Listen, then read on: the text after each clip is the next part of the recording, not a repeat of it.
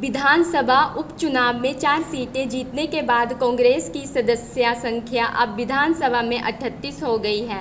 ऐसे में अब सुक्खू सरकार को खतरा नहीं है और वो सेफ जोन में पहुंच चुकी है।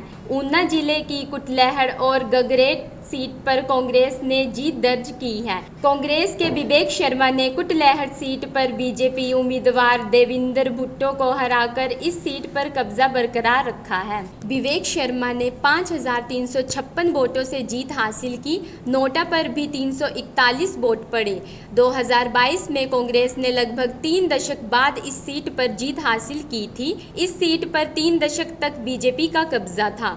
2022 में कांग्रेस की टिकट पर देविंदर भुट्टो ने जयराम सरकार में मंत्री रहे वीरेंद्र कंवर को हराया था। कुटलैहड़ सीट पर जीत हासिल करने के बाद डिप्टी सीएम मुकेश अग्निहोत्री ने कहा कि हिमाचल प्रदेश की सरकार अब विधानसभा उपचुनाव के बाद पहले से भी ज्यादा स्थिर और टिकाऊ हो चुकी है। हिमाचल प्रदेश की जनता ने दल बदलने की राजनीति को पूरी तरह नकार दिया है। उन्होंने विधानसभा उपचुनाव में जीत दर्ज करने वाले कांग्रेस के प्रत्याशियों राकेश कालिया और विवेक शर्मा को बधाई दी। जो विधानसभा का मैंडेट है, ये तो मेजॉरिटी सीटें हमने जीती हैं। 6 में से 4 सीटें हमने जीती हैं, तो ये मैंडेट हमारे हक में रहा है। लोगों ने जनादेश दे के दल बदल की राजनीति को रिजेक्ट कर दिया, सरकारें तोड़ने की राजनीति को रिजेक्ट कर दिया।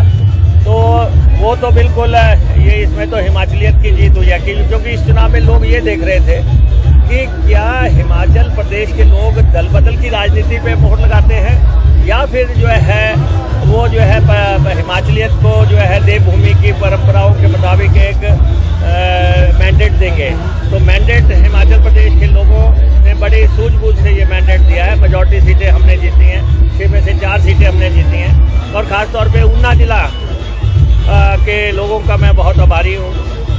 और हमारे राकेश कालिया जी बहुत अच्छे मार्जिन से जीते हैं। हमारे विवेक बिक्कू जी बहुत अच्छे मार्जिन से जीते हैं। और बिक्कू जी की तो फर्स्ट मेडन एंट्री होने जा रही है काफ़ी संघर्ष के बाद। नाउ ही इज इन, और ईश्वर ने इनको जो है मौका दिया, उसको ये अपॉर्चुनिटी को दोनों एमएलए जो है ऊना के विकास और कल्याण में लगाएंगे। कि ऐसा है कि हमें 2 फ्रंट्स पे लड़ना पड़ रहा था। पहला फ्रंट हमारा ये था कि हमें अपनी सरकार को स्थिरता प्रदान करनी थी। हमारे पास 34 एमएलए थे 68 के हाउस में, तो मिनिमम 1 हमें चाहिए था। लेकिन हालांकि उससे पहले तो विधानसभा ने 3 एमएलए बाहर कर दिया और 65 का हाउस कर दिया। 65 के हाउस में हमें 33 ही चाहिए, वो नंबर हमारे पास है। लेकिन 4 मिलने के बाद हम जो है 38 पे पहुँच गए। तो सबसे पहले तो हिमाचल प्रदेश की स्थिरता का सवाल रहा, पॉलिटिकल स्टेबिलिटी का सवाल था, राजनीतिक स्थिरता। अब ये सरकार स्थिर भी है, स्थायी भी है, टिकाऊ भी है। और 3 इलेक्शन और हो रहे हैं, तो इसलिए।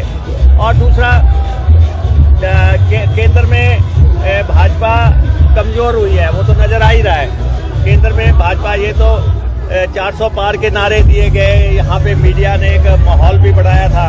और उस हिसाब से जो है आप देख रहे हैं परफॉर्मेंस वाइज, ठीक है, हिमाचल प्रदेश में 4 सीटों का नुकसान हुआ है, लेकिन कंट्री वाइड जो है बहुत परिवर्तन आया है। लोगों ने देश में भी जो सरकारें तोड़ने का था उसके खिलाफ जनता खड़ी हुई है।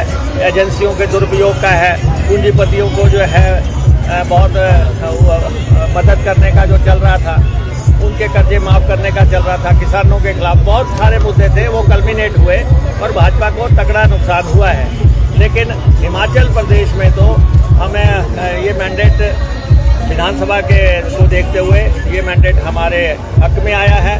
और हम आने वाले समय में हिमाचल के विकास, कल्याण, गरीब की सेवा के लिए समर्पित रहेंगे। Thank you. Bureau report ENTV।